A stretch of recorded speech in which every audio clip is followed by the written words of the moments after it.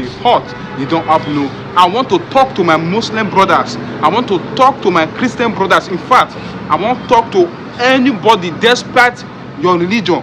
Anyone they do, I want to talk to now, because many people they use religion as a tool to manipulate people. They use religion as a tool to commit crime. And come to say, my religion. You can't say, okay, my brother, may I pity for him, may I forgive him. No, I want to make this thing clear to everybody. Please, as you are watching this video, please share this video, because I want to speak my mind. Religion should not be used as a tool to manipulate people. There should be a clear boundary between religion and politics. Please, my people, I want to leave in the hands of Atika Tudi, because this man really speak my mind. In talk with what I want people here, because this is not the bother me for mind since. Please, as you are watching this video, just share around. Comment your opinion about religion and politics, and please don't forget to hit the like button. Religion is the opium of the people. Yes, so religion also has become an instrument, really in a way of oppression. There's no doubt about that, because people use religion, to defend, and to justify some of the atrocities that also happen even within the society. That is a truth that nobody can. But we must also remember that the essence of religion is also to liberate. And so, I mean, if you look at, for instance, Christ, he said the poor, how did they put it? It tells the rich young man, go sell your property and come follow me. Foxes have holes, dens, lions have dens. The Son of Man has no place to lay his head. That is true religion. That is a religion that is sacrificial. A religion that that believes, that places oneself, at the service of other people. So it is not a religion of just a few people dominating, while the rest of their converts remain in absolute poverty. That cannot be true religion. So there is the true religion and there is the false religion. There is no doubt about about that. But again, sometimes it's difficult to even separate in terms of the practitioners of religion. It is difficult. And the politicians, because there's a Siamese twin kind of arrangement between both. One feeds off the other. One needs the other for validation. One makes has some political ambitions and interest and influence, and he feels that the churches or the mosques are the best places to get the kind of support that he needs, because he has very rich either imams or geos and the rest who have tremendous influence over their impoverished adherents. And so they use that as a basis to launch, as a basis to launch some of these politicians into a bigger political spectrum. Also situations where particular pastors or preachers were actually canvassing for one particular candidate. And I think because they have such a strong followership, I don't know whether it's right for them to convince the members. I don't know whether it should be, maybe not members, maybe that's a strong word, but I feel that I agree. They're exploiting their powers. And what you're saying is exactly what is happening. There's no doubt about that. But you also have to realize that some of these anomalies, because it's an anomaly, some of these anomalies that we're seeing are happening within the context of a failed government, within the context of misgovernance that has gone on in this country for far too long. So when you talk about Nigeria, for instance, what context am I talking about? The breakdown of political institutions and institutions of state generally. Socioeconomic, crisis brought about by a group of political elites who are not patriotic, who are not interested, in the objectives of, the common interest of the people. And so you have a situation where the elites indulge in all kinds of, misbehavior. There is the elitist power struggle, within themselves. They play exclusionary politics. They have ensured deep inequality within the system, marginalization and some of these other negatives. And so in the midst of this, you have people who are riding on the back of parochial sentiments, to mobilize people around a particular cause. And why is that?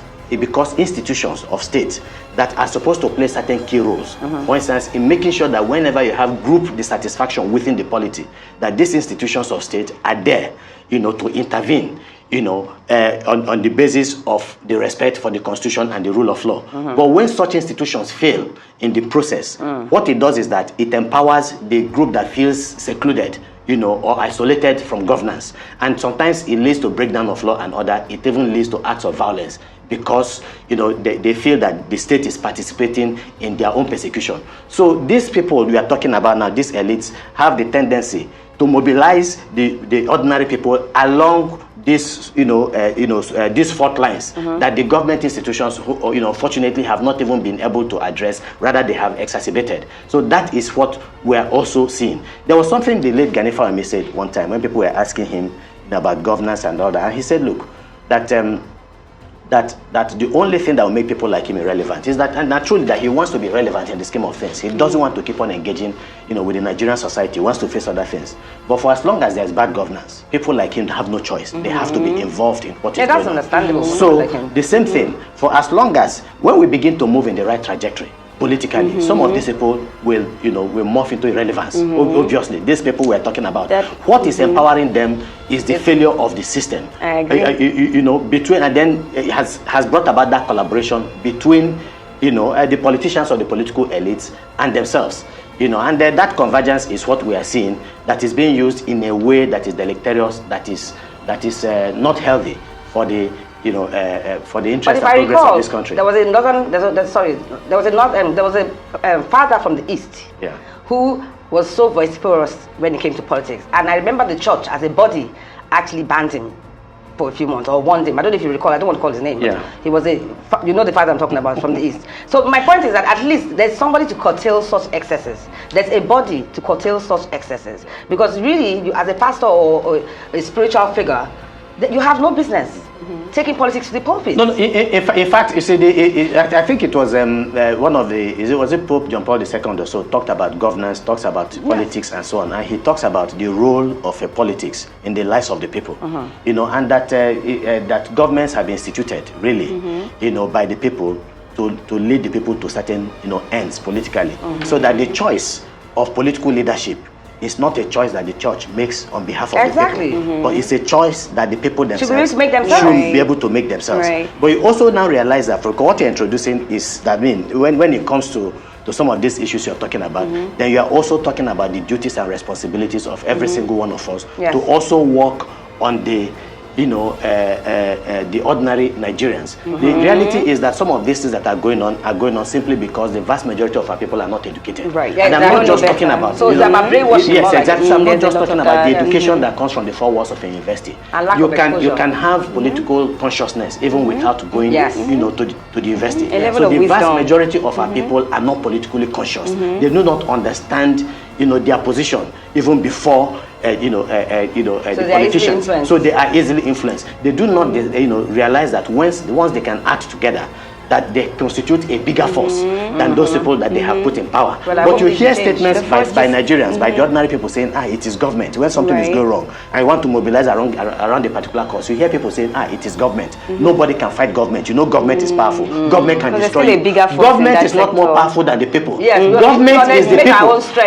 Exactly. Government is the people. Over time, we're learning that. And so even if you look at the basic explanation of a definition of democracy, government of the people, for the people, by the people. Lack of exposure but we get to a level, just like in Nigeria today, where you cannot exactly make that claim. Because what we have today is government of the few, for the few, and by the few. Let's look at Rwanda for a case study. When Rwanda significantly reduced religious places of worship, from mosques to churches, they saw a significant increase in employment. And this is because a lot of the churches were converted to factories and industries, and they were creating jobs. Rwanda is exporting products now. Their airport is fully functional. I'm able to buy things and bring to Nigeria.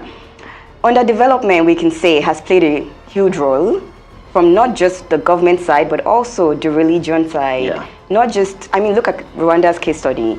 If we're able to focus more on development and reduce our involvement in religious activities, playing a role in politics, I think we'll be able to see some changes there in educating the population. And obviously, one can't, I argue with that, because, the fact that, if you look at it, go to the Oregon axis, then you go to Mile 2 and all those other places. There are factories everywhere. Massive factories that were employing people. Right. But as the economy, the downturn, and the politicians, who could not, plan anything, exactly. So most of these factories became moribund, and they were being bought over, every single one of them, by churches. And so factories were turned into churches, and and then they now make all kinds of promises to the people. Because, for instance, people, they even promise jobs. They even, when the jobs are not there, it is not the responsibility of the churches and the mosques and all that to talk about, production of jobs and the rest. It is the duty and responsibility of government. But because government has also abdicated its responsibility, the churches moved there, the mosques moved there. But like you said, you have a man in Rwanda, and of course, who has experienced, the atrocities that happen in Rwanda. And so you have a citizenry that also realized that even with the genocide that took place in Rwanda, the churches did not stand up with the moral authority to also ensure that people, because that was the duty of the churches. It's the duty of religion, to ensure that people are ordered in the right way, and that people look after one another.